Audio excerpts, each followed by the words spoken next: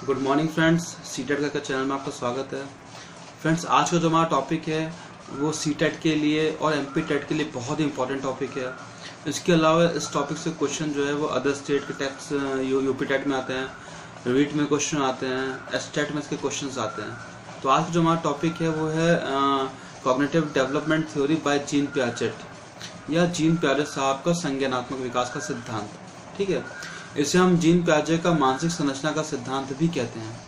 तो फ्रेंड्स, मैं आपको क्वेश्चन कराऊंगा, ध्यान रखिएगा। इस टॉपिक के बारे में मैं आपको जो भी बताऊंगा, मेरा टॉपिक सिर्फ आपको उतना ही बताऊंगा जितना एग्जाम या कंपटीशन में पूछा जाता है। टॉपिक बहुत बड़ा है, बहुत वाइड टॉपिक है, बट हमें सिर्फ उतना करना है जिससे हम इसमें कंपटीशन को उसको बीट कर दें। ठीक है, जो मैं टॉपिक पढ़ाऊंगा, इस टॉपिक का मेन जो मोटिव होगा वो ये होगा कि जितने भी बच्चों ने सीटेट भरा है या जितने भी बच्चों ने एमपी टेट का भरा हुआ है, वर्ग 3 का जिन्होंने भी भरा हुआ एग्जाम, उनके लिए बहुत इंपॉर्टेंट टॉपिक है, बहुत इंपॉर्टेंट लेक्चर होने वाला है। तो फ्रेंड ध्यान रखिएगा, मैं आपको टॉपिक जो है वो आपको पूरा पूरा आपको मैं टॉपिक डिस्क्राइब तो करूंगा, लेकिन उसको पॉइंट्स के रूप में डिस्क्राइब करूंगा।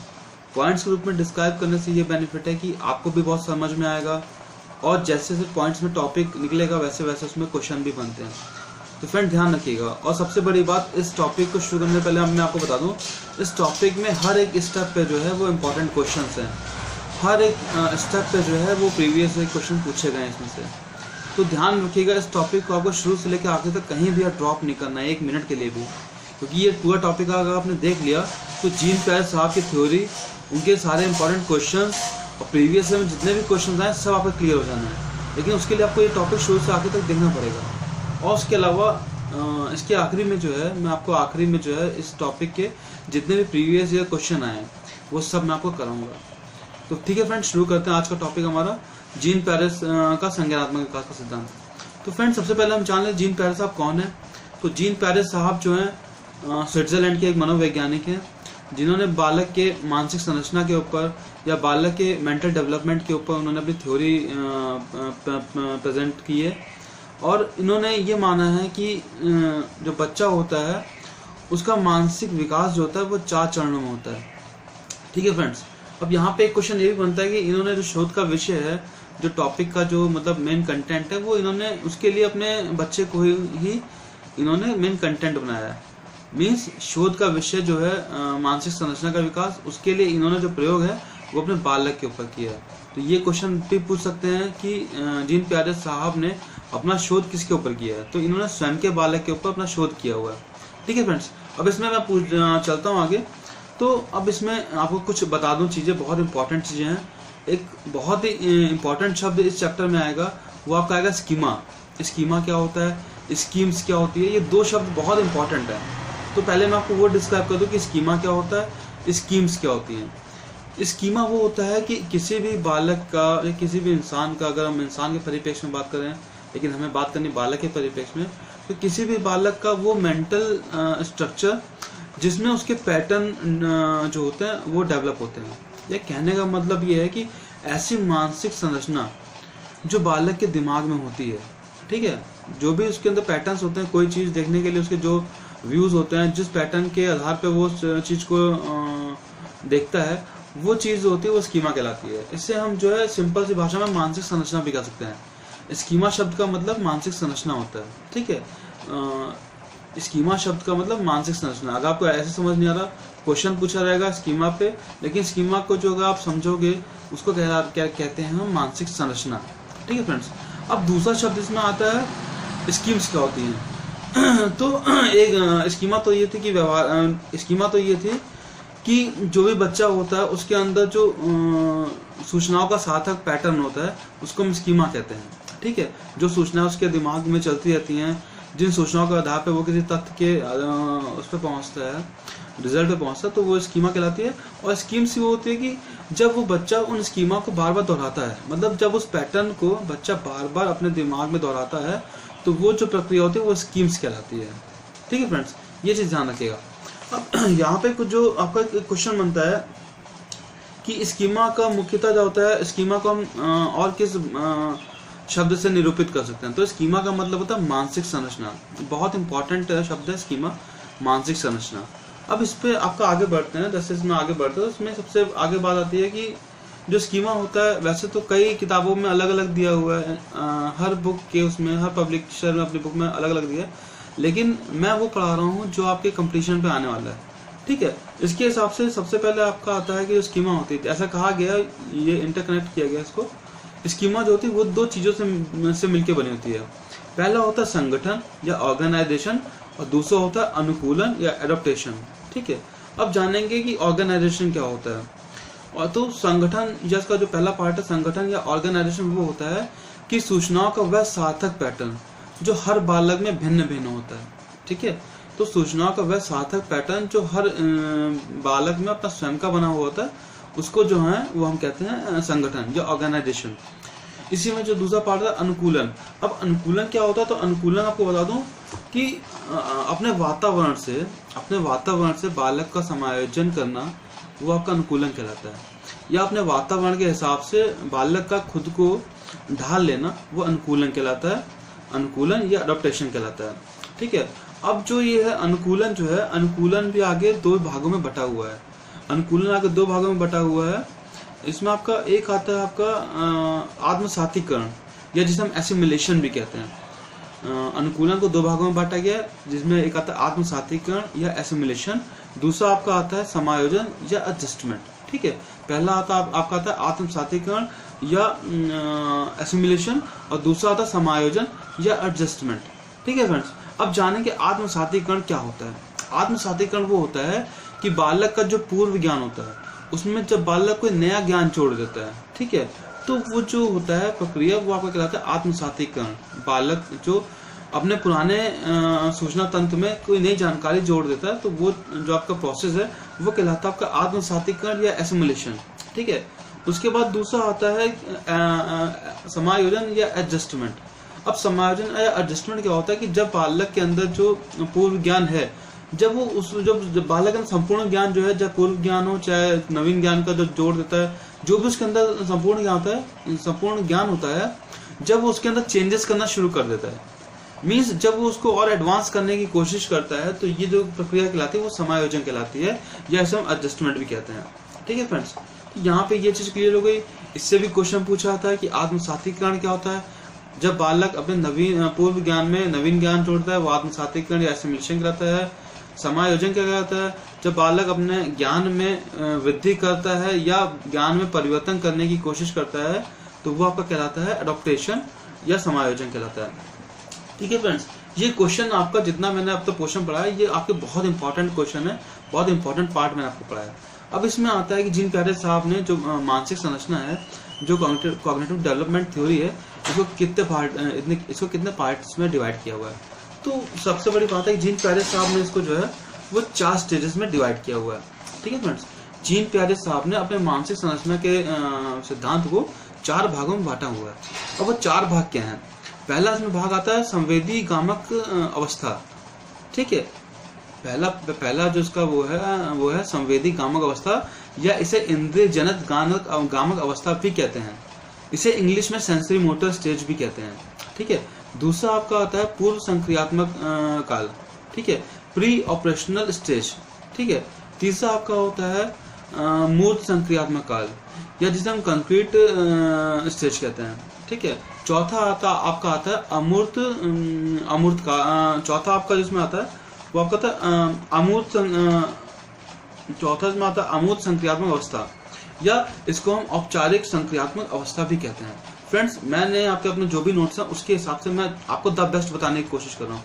तो हो सकता है कि मैं आपको और बेस्ट बताने की कोशिश कर रहा हूँ, तो मुझे अपने बुक्स में और अपने जो नोट्स हैं उन सब में देख के मैं आपको द बेस्ट देता हूँ, ताकि जब आप कंपटीशन में उतरो तो आपका बिल्कुल माइंड क्लियर हो इस टॉपिक को लेके। तो फ्रेंड्स, ये चीज ध्यान रखिएगा कि जितना भी मैं बता रहा हूँ इसी में से क्वेश्चन आपके पूछे जाने हैं। ठीक है फ्रेंड्स, अब इसमें हम पहली बात करते हैं सेंसरी मोटर स्टेज की बात करते हैं। तो फ्रेंड्स, सेंसरी मोटर स्टेज की जो आपका एज लिमिट होती है, या जिसे हम पीरियड भी कहते हैं, एज पीरियड भी कहते हैं, वो होता है 0 से 2 साल के बीच में। ठीक है, पहला पॉइंट ये है कि सेंसरी मोटर स्टेज की जो अवधि होती है वो होती है 0 से 1 साल। ठीक है, अब इसमें दूसरा पॉइंट आता है कि इसमें जो बच्चा होता है वो ज्ञानेंद्रियों के माध्यम से सीखता है। ठीक है, सेंसरी मोटर स्टेज में बच्चा जो भी ज्ञान अर्जित करता है वो अपने ज्ञानेंद्रियों के द्वारा करता है। ज्ञानेंद्रिय मतलब अपने हाथ, नाक, कान, मुंह आंख इन सब के द्वारा जो भी उसको समझ में आता है, वो जो सूचनाएं ग्रहण करता है, वो आपका होता है सेंसरी मोटर स्टेज, जिसमें बच्चा जो है वो अपनी इंद्रियों के द्वारा जो है वो समझने की कोशिश करता है। ठीक है, इसी में आपका दूसरा पॉइंट आता है, इसमें आपका आता है कि इसमें जो भी बच्चा सूचनाएं ग्रहण करता है, जो भी वो सूचनाएं ग्रहण करता है अपने आसपास से अपने इंद्रियों के द्वारा, वो स्थायी नहीं होती है। मतलब जितनी भी सूचनाएं एक बालक ग्रहण करता है वो स्थायी नहीं होती हैं। ठीक है, तीसरा इसमें क्वेश्चन पॉइंट आता है कि सेंसरी मोटर स्टेज में बालक में वस्तु स्थायित्व का प्रदर्शन करने लगता है।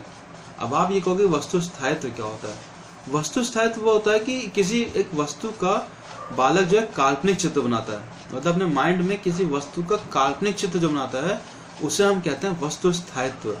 ये बच्चे में आता है 20 माह तक बालकों में, मतलब 20 माह तक के बालकों के बाद जो है, या 20 माह के बालक से ये शुरू होता है आत्म वस्तु स्थायित्व का गुण। ठीक है, तीसरा मैं आपको मैं बताता हूँ, नेक्स्ट पॉइंट है इसका, इस अवस्था का बालक जो है वो कार्य और परिणाम के बीच में संबंध जोड़ लेता है।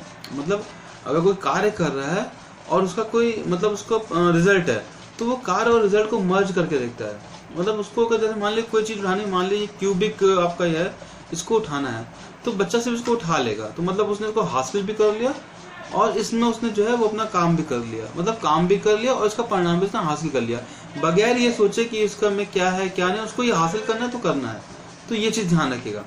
अब इसमें आपका आता है कि इसमें जो होता है सेंसरी मोटर स्टेज में जो होता है, वो बालक जो है स्वयं को वातावरण से भिन्न मानता है। मतलब वो अपने आप को वातावरण का हिस्सा नहीं मानता, या हम ये कह लें कि उसके अंदर इतनी बुद्धि विकसित नहीं होती है कि वो कुछ समझ पाए, इसलिए वो जो है अपने आप में ही रमा रहता है, या ये कह सकते हैं कि वो अपने आप से ही बात करता है, अपने आप से सेल्फ टॉक करता है, अपने आप से ही जो है वो अपने आप में मग्न रहता है। इस मतलब हो गया कि वो बालक जो है वो अपने आप में मग्न रहना।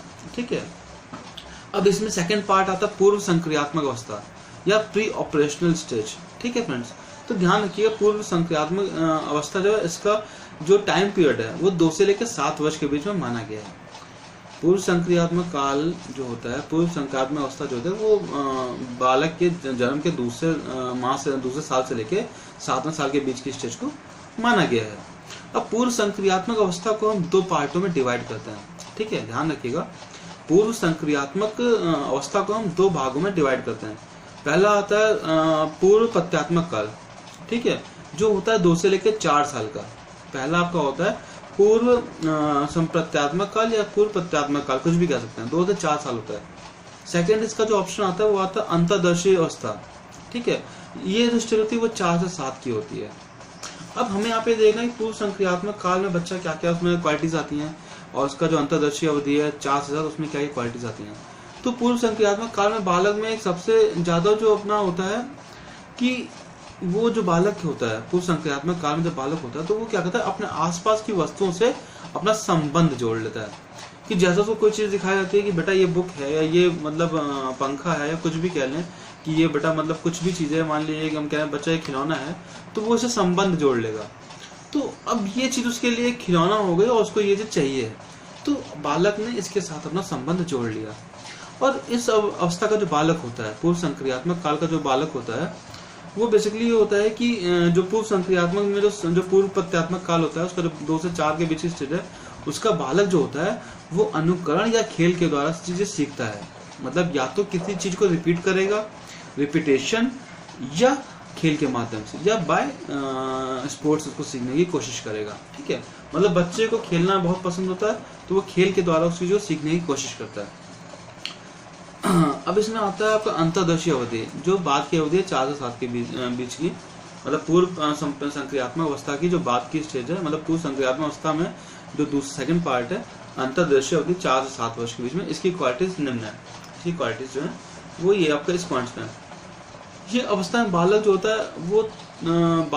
है वो किसी चीज के बारे में सोचना शुरू कर देता है, मतलब मूर्त चिंतन करता है। वो ऐसी चीज के बारे में सोचता है जो उसके सामने है, ध्यान रखिएगा, अमूर्त चिंतन नहीं करता, वो मूर्त चीज के चिंतन करता है। उसके सामने मान लिया कोई भी चीज है, वो उसके बारे में चिंतन करता है। दूसरा जो है इस अवस्था में जो बालक होता है, अंतर्दर्शी अवधि जो होती है, जो पूर्व संक्रियात्मक काल की एक स्टेज है, उसमें बालक क्या होता है, छोटे छोटे जो है वो आपका सम्स तो नहीं कह सकते, छोटे छोटे कैलकुलेशन करने लगता है, जोड़ घटाना गुणा भाग ये छोटे छोटे करने लगता है। तो ये क्वेश्चन भी बनता है आपका टेट के एग्जाम्स में कि बालक जो है वो गुणा भाग जोड़ना ये कब शुरू करता है। अब उसमें आपको कभी कभी क्या करता है, सीधे देता है पूर्व संक्रियात्मक काल, प्री ऑपरेशनल स्टेज, तो आप समझ जाते हो कि हाँ यार यही होगा 2 से 7 की स्टेज। लेकिन कई बार इसमें भी कंफ्यूज कर देता है, इसमें पूछ लेता है कि जो बालक जो है वो जोड़ गुणा भाग घटाव ये सब किस स्टेज में करता है। तो उसमें आपका पूर्व संप्रत्यात्मक काल दे देगा, या दूसरा ऑप्शन देगा अंतर्दर्शी अवधि। तो वहां पे आपको जो टिक होगा वो अंतर्दर्शी अवधि होगा। और वैसे इतना डीप में जो है वो सीटेट पूछता है, अदर स्टेट में इतना डीप में नहीं पूछते। अदर स्टेट में ये पूछेगा कि बालक जोड़ गुना घटाव किस उसमें करता है, तो आपका सीधा आंसर होगा पूर्व संक्रियात्मक अवस्था में करता है या प्री ऑपरेशनल स्टेज में करता है। ठीक है फ्रेंड्स। अब इसमें जो होता है पूर्व संक्रियात्मक काल का जो एक मेन पॉइंट ये भी है कि बच्चे में अपलटाविता का गुण होता है। मतलब वो जो है जो वो देख लेता है उस विचार को वो पलटने की क्षमता नहीं रख पाता। ये बहुत इंपॉर्टेंट क्वेश्चन पूछा जाता है कि अपलटाविता का गुण जो है उसमें बच्चा जो होता है कि क्या मतलब उसका मतलब होता है। तो अपलटाविता का जो गुण है वो बच्चा जो है जो अपना कुछ चीज में उसका मान लो कि बालक का कोई विचार है वो उसको पलट नहीं पाता, अपने विचार को पलट पाने की क्षमता नहीं होती। तो ये जो होता है आपका आता है पूर्व संक्रियात्मक काल में। लेकिन पूरा मैं आपको डिफाइन करूं कि ये जो चीज है अपलटाविता का नियम या अपलटावी का नियम, ये आपका सेंसरी मोटर स्टेज में भी होती है, ध्यान रखिएगा। सेंसरी मोटर स्टेज और प्री ऑपरेशनल स्टेज, संवेदी कामक अवस्था और पूर्व संक्रियात्मक अवस्था में बालक में अपलटाविता का सिद्धांत है उसको पालन करता है, मतलब अपने विचारों को बदल नहीं पाता। लेकिन बाद के जो 2 काल हैं मूर्त संक्रियात्मक अवस्था और अमूर्त संक्रियात्मक अवस्था, उसमें बालक के अंदर अपने विचारों को पलटने की संभावना होती है या अपने विचारों को वो पलट सकता है। ठीक है फ्रेंड्स, ध्यान रखिएगा। अगर पूछ ले कि अपलटाविता का नियम बालक में कब से दिखने लगता है, तो वहां पे आप बोलोगे सेंसरी मोटर स्टेज। या अगर मान लो ये पूछ ले कि बालक में अपलटाविता का नियम कब दिखने लगता है या कब वो जो है अपने विचारों को नहीं पलट पाता, तो हो सकता है कि उसमें आपको ये 3 ऑप्शन दे दे, पूर्व संक्रियात्मक अवस्था, मूर्त संक्रियात्मक, अमूर्त संक्रियात्मक, या उसमें दे दे आपका कि नन ऑफ दिस या ऑल ऑफ द अबव हो जाए, तो कुछ भी दे सकता है। तो या वो दे सकता है कि, तो आपको ये ध्यान रखना है कि ऑप्शन देख के टिक करना है। ये जो अपलटाविता का नियम है ये सेंसरी मोटर स्टेज से शुरू होता है और पूर्व संक्रियात्मक काल में रहता है। तो अगर इससे रिगार्डिंग क्वेश्चन है तो ये आप ध्यान रखिएगा, अगर वो पूछ लेगा अपलटाविता का नियम किन स्टेज में होता है, तो वो आपका होगा सेंसरी मोटर स्टेज और पूर्व संक्रियात्मक अवस्था। अब पलटाविता का नियम किस में होता है, वो आपका होता है मूर्त संक्रियात्मक अवस्था या अमूर्त संक्रियात्मक अवस्था, जिसके बाकी स्थिति है। ठीक है फ्रेंड्स। अब नेक्स्ट इस पे आते हैं मूर्त संक्रियात्मक अवस्था, या जिसे हम कॉन्क्रीट स्टेज भी कहते हैं। अब इस स्टेज की क्या क्या विशेषताएं हैं वो भी आपको बता रहा हूँ। पहली बात तो इस स्टेज का जो टाइम पीरियड है वो 7 से लेके 11 साल के बीच में बच्चे का होता है। मतलब 7 साल के बच्चे से लेके 11 साल के बच्चे के बीच का जो पीरियड होता है उसको हम मूर्त संक्रियात्मक काल में रखते हैं। इस अवस्था में बच्चा क्या होता है कि जो बच्चे को बाह्य रूप से चीजें दिखने लगती हैं, वो जब बड़ा होता है तो बाह्य रूप से चीजें दिखने लगती हैं तो वो उसके बारे में सोचना शुरू कर देता है, उसके बारे में तर्क वितर्क करना शुरू कर देता है। ठीक है। और इस अवस्था का एक बहुत प्रमुख गुण ये भी है कि बच्चे में माप तौल, दूरी, भार इत्यादि का ज्ञान जो होता है या स्थान का आकार, स्थान, इन सब का ज्ञान हो जाता है। मतलब मूर्त संक्रियात्मक काल में बच्चा नापतौल, दूरी, स्थान, आकार, इन सब की जो क्वालिटीज हैं, इन सबको जो पहचानने की क्वालिटीज है वो उसमें डेवलप हो चुकी होती हैं। ठीक है फ्रेंड्स। तो ये भी क्वेश्चन पूछ सकता है कि कौन सी स्टेज में बालक के जो है वो मापतौल, दूरी, स्थान आदि का जो है बोध, आकार आदि का बोध होने लगता है, तो वो आपका आएगा मूर्त संक्रियात्मक अवस्था। ठीक है। अब इसमें आपका जो एक चौथा, अब इसमें आता है आपका अमूर्त संक्रियात्मक अवस्था। अमूर्त संक्रियात्मक अवस्था, इसकी जो मतलब क्वालिटीज हैं वो क्या क्या है। अमूर्त संक्रियात्मक अवस्था का जो मेन माना गया है वो 11 से लेकर 15 माना गया है। किसी किताब में या किसी साइकोलॉजिस्ट ने इसको 11 से 16 भी माना है, कुछ एक ने इसको 11 से 17 भी माना है, कुछ ने 18 भी माना है। लेकिन एक जो स्टैंडर्ड इसका टाइम माना जाता है वो किसी जो हम लोग के टेट कंपटीशन के रिगार्डिंग, तो वो मानते हैं हम लोग 12 से 15। और ऐसे क्वेश्चन जहाँ इतना ज्यादा आपस में मतभेद होता है साइकोलॉजिस्ट के बीच में, तो ऐसे क्वेश्चन नहीं पूछे जाते हैं। नॉर्मल आपसे ऑप्शन देगा कि अमूर्त संक्रियात्मक अवस्था का काल क्या है, तो 11 से लेकर 15 यही माना रहेगा। ठीक है, ये ऑप्शन अगर आपको देगा भी तो दे देगा 2 से 7 या 0 से 2, तो ध्यान रखिएगा ऑप्शन आपको ऐसे देगा जो बिल्कुल क्लियर हो। ठीक है, ध्यान रखिएगा। अब अमूर्त संक्रियात्मक काल जो होता है, इसकी विशेषताएं क्या होती हैं? पहली बात तो ये स्कीमा जो मैंने आपको बताया था, ये स्कीमा की अंतिम स्टेज होती है। इसके बाद बच्चे का जो होता है वो मानसिक रूप से पूरी तरह तैयार हो चुका होता है। साइकोलॉजी की भाषा में, मनोविज्ञान की भाषा में स्कीमा जो होती है, बालक के परिप्रेक्ष्य में स्कीमा का जो अंतिम अवस्था मानी गई है वो अमूर्त संक्रियात्मक अवस्था मानी गई है। ठीक है, और फ्रेंड्स इसमें जो आपका एक उसमें और आता है कि हाँ, एक इसमें बहुत अच्छी क्वालिटी है कि इसमें जो बालक होता है वो तर्क वितर्क करने लगता है और बालक में अमूर्त चिंतन शुरू हो जाता है। मतलब वो ऐसी चीजों को भी ऑब्जर्वेशन में करने लगता है, उसमें मतलब देखने लगता है कि यार ये चीज जो है, ये हमारा जो है कि जो हमारे सामने नहीं भी है वो उसके बारे में भी तर्क वितर्क और विचार कर सकता है। तो अमूर्त संक्रियात्मक अवस्था होती है। ठीक है, ये उसमें चिंतन बढ़ जाता है, उसकी शाब्दिक अभिव्यक्ति बहुत अच्छी हो जाती है। तो ये ध्यान रखिएगा, ये इस स्टेज की क्वालिटीज हैं। अब फ्रेंड्स इसमें हम आते हैं प्रीवियस ईयर क्वेश्चंस पे, जो मैंने आपसे पहले भी वादा किया था कि मैं आपको टॉपिक के एंड में प्रीवियस ईयर क्वेश्चन कराऊंगा। तो फ्रेंड ध्यान से सुनिएगा, मैं आपको जो भी क्वेश्चन कराऊंगा उसका आपको पूरा जो है मैं आपको पूरा उसका डिस्क्राइब भी करूंगा ताकि आपके दिमाग में पूरी तरह से वो फिट हो जाए। ठीक है फ्रेंड्स,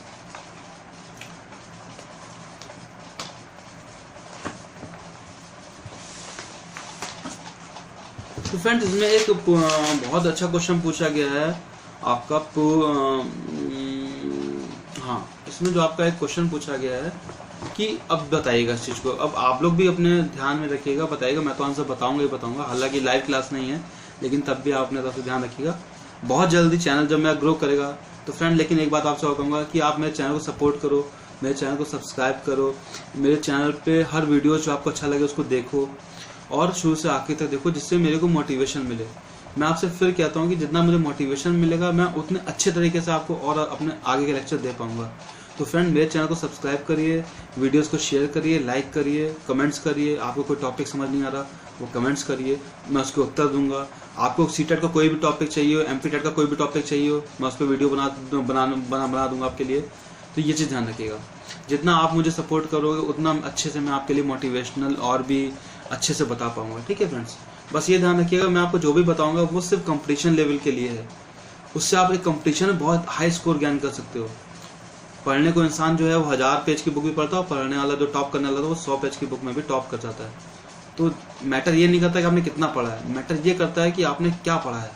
तो ध्यान रखिएगा, मैं आपको वही करा रहा हूँ, एक आपको लिमिटेड कोर्स करा रहा हूँ। उस लिमिटेड कोर्स में जो है वो आप अपने कंपटीशन में अच्छा करो, इसके लिए मैं ये वीडियोस बना रहा हूँ। ठीक है, अब आते हैं प्रीवियस ईयर क्वेश्चंस पे। तो इसमें आता है कि एक, हाँ ये क्वेश्चन ध्यान रखिएगा, मिस हो गया मुझसे। बच्चे दुनिया के बारे में अपनी समझ का सृजन करते हैं। बच्चे दुनिया के बारे में अपनी समझ का सृजन करते हैं। ये जो है आपका स्लोगन किसने दिया या ये थ्योरी किसने दी? तो इसमें ऑप्शन दिया पावलोव महोदय, कोहलबर्ग महोदय, स्किनर महोदय, पियाजे महोदय। तो बच्चे दुनिया के बारे में अपनी समझ का सृजन करते हैं, ये आंसर आपका बताया जीन पैरिस साहब ने। ठीक है, अब देखिए यहाँ पे क्वेश्चन आया जो मैं आपको कराए हैं, उसी में से क्वेश्चन आ रहे हैं। वह अवस्था जब बच्चा तार्किक रूप से वस्तुओं व घटनाओं के विषय में चिंतन प्रारंभ कर देता है। ठीक है, जब बच्चा तार्किक रूप से वस्तुओं एवं घटनाओं के विषय में चिंतन प्रारंभ कर देता है। यहाँ ये नहीं पूछा गया कि वो कब तक उसका मतलब टॉप पे होता है, यहाँ ये पूछा गया कि शुरुआत कब करता है। तो क्वेश्चन ध्यान से सुनिएगा, वह अवस्था जब बच्चा तार्किक रूप से वस्तुओं व घटनाओं के विषय में चिंतन प्रारंभ करता है। ठीक है, तो ध्यान रखिएगा, इसके ऑप्शन है संवेदी गामक अवस्था, जो होगा नहीं। दूसरा ऑप्शन है औपचारिक संक्रियात्मक अवस्था, या जिसे हम मतलब पूर्व संक्रियात्मक कहते हैं। ठीक है, वो आपका होगा नहीं। तीसरा आपका है मूर्त संक्रियात्मक अवस्था, जो आपका एक, हाँ यही होगा। चौथा आपका अमूर्त संक्रियात्मक अवस्था। तो इसके ऑप्शन जो है वो आपका सबसे बाद तार्किक घटनाओं के विषय में चिंतन प्रारंभ करता है। इसको ऑप्शन सीटेट ने जो है वो कुछ, एक मिनट फ्रेंड होल्ड करिएगा, मैं थोड़ा उसको देख लूँ, मेरे पास अपने खुद के भी हैं तो मैं देख लूँ कहाँ पे ये क्वेश्चन है। और क्या टिक किया गया, क्योंकि इसमें बुक्स में कुछ हमको डिफरेंट मिल रहा है। ठीक है,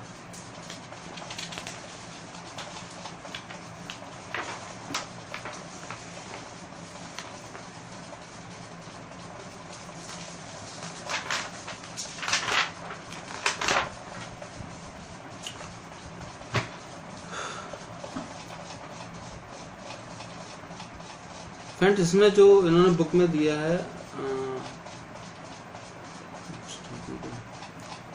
नेक्स्ट क्वेश्चन फ्रेंड, बच्चे के बौद्धिक विकास की 4 विशिष्ट अवस्थाओं की पहचान की गई है। बच्चे के बौद्धिक विकास की 4 विशिष्ट अवस्थाओं की पहचान की गई है। ध्यान रखिएगा क्वेश्चन, बच्चे के बौद्धिक विकास की 4 विशिष्ट अवस्थाओं की पहचान की गई है। यहाँ मेंटल डेवलपमेंट पूछ रहा है, तो मेंटल डेवलपमेंट थ्योरी किसने दी है? ऑप्शन कोहलबर्ग, एरिक्सन, स्किनर या पियाजे। तो जाहिर सी बात है कॉग्निटिव डेवलपमेंट थ्योरी या मानसिक संरचना का जो सिद्धांत है वो जीन पियाजे महोदय ने दिया है। ठीक है, तो इसका आंसर जीन पियाजे साहब होगा। इसमें अब एक क्वेश्चन दिया है,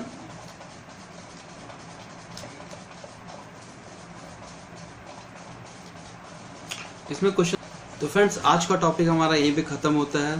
अब इसमें फ्रेंड्स एक चीज और भी है, क्योंकि जीन पियाजे, कोहलबर्ग और वाइगोत्स्की, ये तीनों टॉपिक जो हैं बहुत इंपॉर्टेंट टॉपिक हैं, आपका टेट के बहुत इंपॉर्टेंट टॉपिक हैं। ये सी टेट में भी इसके क्वेश्चन पूछे जाते हैं, एमपी टेट में भी क्वेश्चन पूछे जाते हैं, और इसके अलावा यूपी टेट में पूछे जाते हैं, और जितने भी स्टेट लेवल टेट्स हैं, चाहे वो राजस्थान का हो चाहे आपका हरियाणा का हो, हर जगह ये क्वेश्चन पूछे जाते हैं। तो फ्रेंड्स ध्यान रखिएगा, मैं आपको इसमें जो है पहले मैं आपको जीन पियाजे साहब की थ्योरी मैंने बता दिया, आपको प्रीवियस क्वेश्चन भी कराए हैं। इसके बाद मैं आपको वाइगोत्स्की साहब कराऊंगा, उनकी थ्योरी कराऊंगा। उसके बाद मैं आपको कोहलबर्ग साहब की थ्योरी कराऊंगा। तो तीनों थ्योरी कराने के बाद फ्रेंड्स मैं एक काम करूंगा, उन तीनों टॉपिक से जितने भी क्वेश्चंस बने हैं प्रीवियस ईयर में, उसका भी आपको एक वीडियो दे दूंगा। ठीक है फ्रेंड्स, तो ध्यान रखिएगा, बस जितना मैंने पहले भी कहा था, अगर मेरा वीडियो आपको अच्छा लगे, आपको लगे कि मेरे इस वीडियो से आपको सहायता मिली है, तो फ्रेंड्स मेरे इस वीडियो को शेयर कर दीजिएगा, मेरे चैनल को सब्सक्राइब कर दीजिएगा, अपना लाइक बटन दबा दीजिएगा, बेल बटन दबा दीजिएगा, और साथ ही साथ जो भी आपको टॉपिक ना समझ में आए टेट का कोई भी, तो आप मुझसे वो कमेंट में पूछ सकते हो। मैं आपकी हेल्प करने की पूरी कोशिश करूंगा और फिर वीडियो बनाने की भी कोशिश करूंगा। ठीक है फ्रेंड्स, तो नेक्स्ट टॉपिक में आपके साथ मिलते हैं, तब तक जय हिंद, वंदे मातरम।